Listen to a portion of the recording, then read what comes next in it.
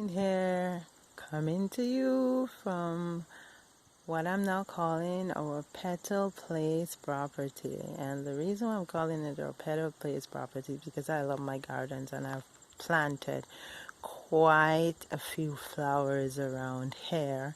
Plus, when we were in Toronto, that is what I called our home there because I had petals all around.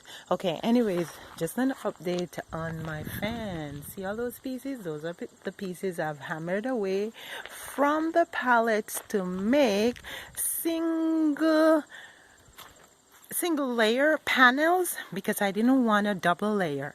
Now check this out. I've installed 1, 2, 3, 4, 5, 6, 7 panels I've gotten on the fence, and I'm not quite done yet because the pieces that I showed you on the ground here, some of them are most of the long pieces I'm gonna use to fill out some of the gaps on the fence.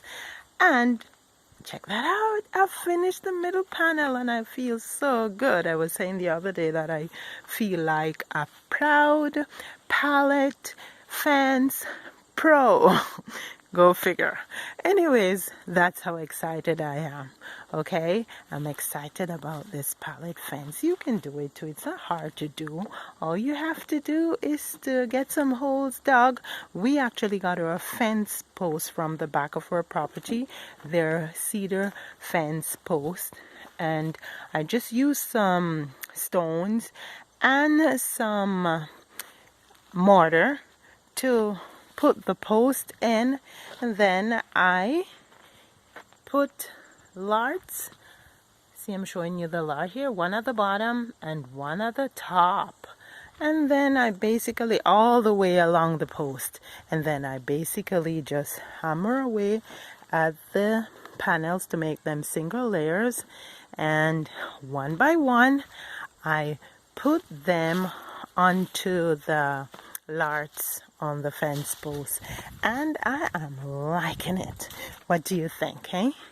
Leave me a comment and let me know what you think about this fence, and surely when it's finished I am going to give you another update. Okay, so thanks for checking out my videos, thanks for liking, thanks for subscribing, and thanks for hitting the notification button so you can be in